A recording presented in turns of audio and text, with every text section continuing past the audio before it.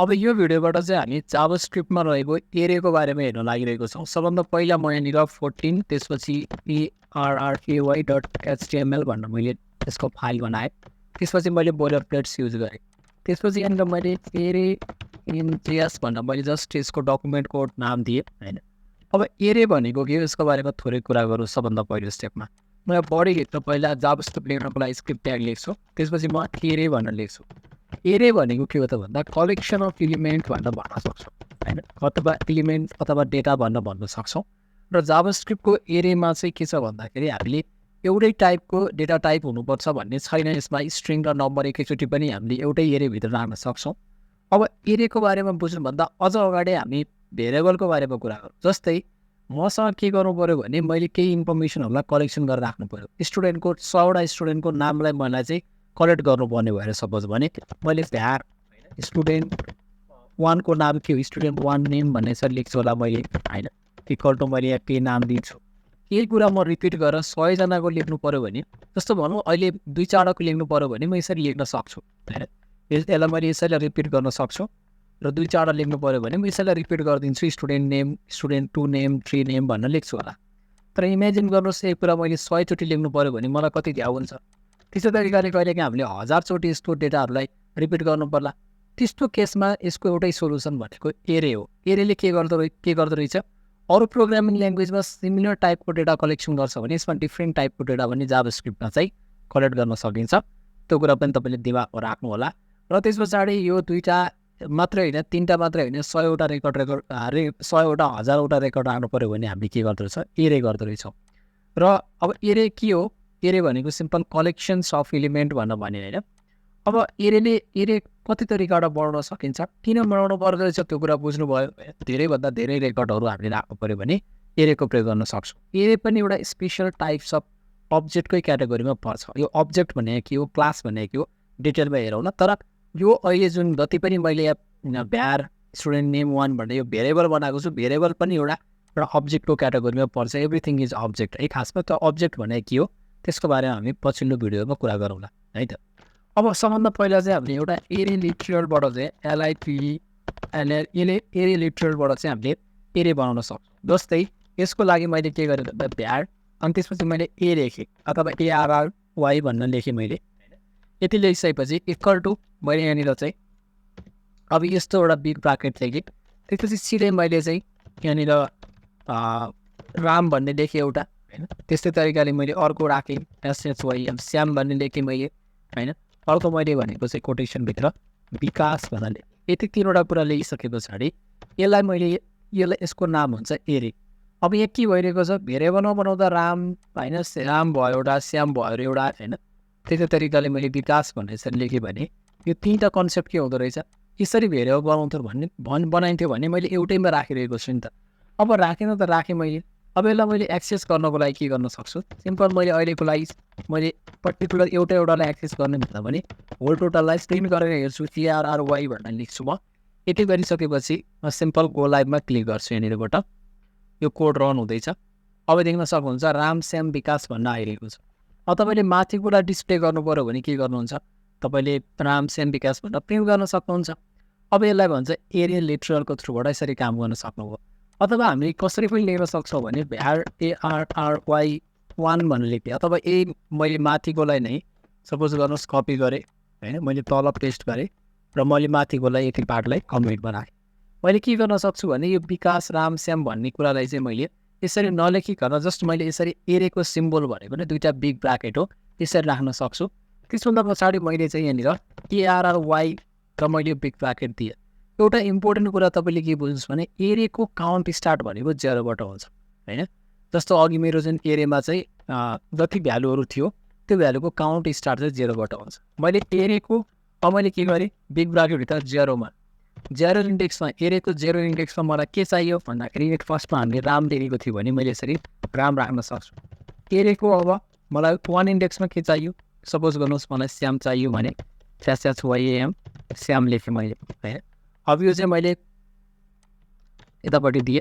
त्यसपछि एरेको चाहिँ मलाई सपोज गर्नुहोस् 3rd इन्डेक्समा मलाई के चाहियो, इक्वल टु मैले विकास भनेर यसरी लेखेँ। यदि 3वटा कुरा लेखेको हो त्यसपछि मैले एरेलाई प्रिन्ट गराएँ भने यतापट्टि राम श्याम विकास यतापट्टि तपाईँ देख्न सक्नुहुन्छ स्टिल आइरहेको छ होइन। अब मैले यसको ठाउँमा विकास कार्की भनेर पनि यसरी एड गरिदिएँ भने अब तपाईँले यतापट्टि फेरि म ब्राउजरमा जान्छु, यसको चेन्जेसलाई पनि तपाईँले सानो सानो कुरा हेर्नु विकास कार्की भनेर नै आइरहेको छ होइन।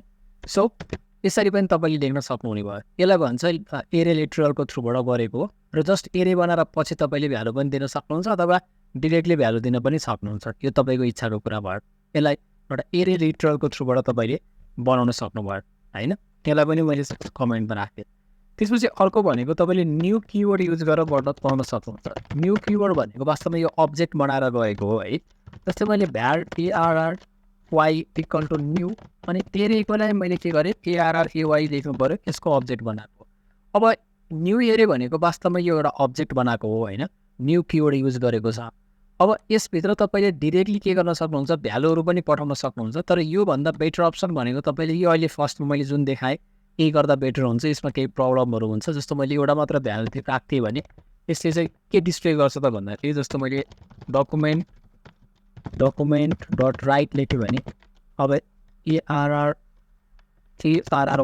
एरे भनेर लेख्यो भने यस्तो कमा आइरहेको छ नि, भ्यालु मैले 40 दिएको होइन। सो तर मैले दुईवटा भ्यालु यहाँ राख्थेँ भने यसमा फेरि प्रब्लम हुँदैन। मैले दुईवटासम्म भ्यालु राख्यो भने 40,5 भन्न आइरहेको छ। सो यो युज गर्नुभन्दा यो माथिकै पहिला हामीले एरे लिटरललाई तपाईँले प्रयोग गर्न सक्नुहुन्छ। अब यसमा मैले के गर्न सक्छु, यसरी 40 र 5 भनेर लेखेर पनि सकेँ होइन। यो वास्तव भन्यो भने कन्स्ट्रक्टरको प्रयोग गरेको हो, एरे कन्स्ट्रक्टरको प्रयोग गरेको भनेर भनिन्छ।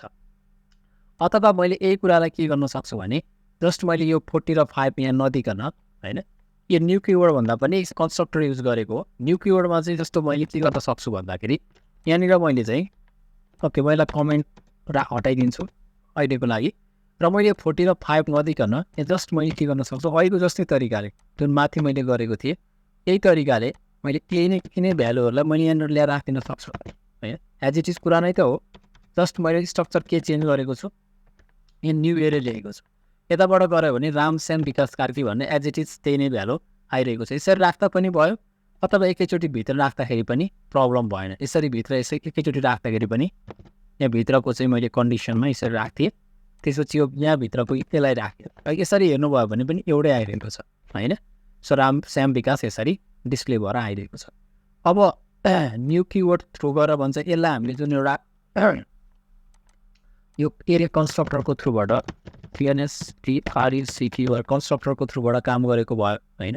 CNSTRECTUR होइन, कन्स्ट्रक्टरको थ्रुबाट भयो। त्यस्तै तरिकाले तपाईँले चाहिँ अब सिम्पल एरेको चाहिँ अब न्यू किवर्ड मात्रै भन्नुभयो भने चाहिँ सिम्पल हामीले एलाई कपी गर्ने, जस्ट मैले यहाँनिर पेस्ट गरिदिएँ, यहाँ भित्र भ्यालु हामी नराख्ने यसरी होइन। जस्ट हामीले यो स्टाइलबाट भ्यालु दिनु पऱ्यो, यो स्टाइलबाट भ्यालु दिनु पऱ्यो होइन। यसलाई मैले कपी गरेँ, त्यसपछि यहाँनिर लगेर पेस्ट गरिदिएँ होइन। यो तरिकाबाट गऱ्यो भने अब यसको आएको भ्यालुहरू राम श्याम विकास आइरहेको छ। तपाईँको कमेन्टभित्र भएको भ्यालु त आउँदैन होइन, आउँदैन। यसरी चाहिँ रिपिट भयो राम श्याम विकास अनि त्यसपछि राम श्याम विकास कार्की भन्ने यो दोस्रोवाला आइरहेको छ। अब ब्रेक लाइन कसरी युज गर्ने मैले तपाईँलाई भनिसकेको छु। तपाईँले ब्रेक पनि युज गरेर चाहिँ छुट्टा छुट्टा डिस्प्ले गर्न सक्नुहुन्छ। जस्तै मैले एउटा डिस्प्ले भइसके पछाडि यहाँनिर एउटा म राखिदिन्छु भने डकुमेन्ट डट राइट लेखेँ मैले, त्यसपछि सिधै बिआर ट्यागको प्रयोग गरेँ होइन। बिआर ट्यागको प्रयोग गरेँ भने अर्को लाइनबाट आइरहेको छ। यहाँ मैले दोस्रोमा विकास कार्की पनि लेखेको भए यसरी आइरहेको छ। सो अब एरियामा मैले जस्तै नम्बर मात्र नराखेर सिम्पल मैले यहाँनिर विकास अनि त्यसपछि पछाडि मैले 30 लेख्ने सपोज भने हेर्नुहोस् यहाँ 30 पनि आइरहेको छ। यसले चाहिँ के गर्दो रहेछ, सबै टाइपको डेटालाई एकैचोटि एउटै एरियामा राखेर डिस्प्ले गर्न सक्दो रहेछ। केही कन्फ्युजन भयो भने कमेन्ट सेक्सनमा कमेन्ट राख्नु होला। एरे भनेको पनि एउटा स्पेसल टाइप्स अफ तपाईँको अब्जेक्ट हो होइन। अब्जेक्ट भनेको रियल वर्ल्ड इन्टिटी हो। अब त्यसको बारेमा क्लासको बारेमा अब्जेक्टको बारेमा फेरि पनि हेरौँला। अहिलेको लागि चाहिँ हामीले अब्जेक्ट लिटरलबाट कसरी कसरी एरे बनाउने हेऱ्यौँ, अब्जेक्ट लिटरलको कुरा यहाँ गऱ्यौँ, एरे लिटरलको कुरा होइन। अब एरे लिटरल पनि तपाईँले एरे मात्रै बनाएर भ्यालु पछि आफैले पोजिसनमा दिन नि सक्नुहुन्छ अथवा अलरेडीमा दिन पनि सक्नुहुन्छ होइन। त्यस पछाडि गएर अब यो अर्को तरिका भनेको हामीले कन्स्ट्रक्टर बनाएर गऱ्यौँ, जुन यो कन्स्ट्रक्टरको भित्र भ्यालु पास गरिरहेको छ। अर्को भनेको तरिका हामीले चाहिँ न्यू किवर्डको थ्रुबाट 3 तरिकाबाट हामीले कामहरू गरेको छौँ हैन। अब तपाईले अर्को भ्यालु यसरी दिने यसरी पनि सक्नुभयो। त्यस्तै तरिकाले पुश पनि गर्न सक्नुहुन्छ। array.push भन्ने फंक्सन प्रयोग गर्न सक्नुहुन्छ र एरेमा भएका अन्य फंक्सनहरुको बारेमा फर्दर हामी डिस्कस गरौँला। अहिलेको लागि चाहिँ भिडियोमा यही एन्ड गर्छु। च्यानलमा नयाँ हुनुहुन्छ भने चाहिँ सब्स्क्राइब गरेर जोडिदिनुला। धन्यवाद।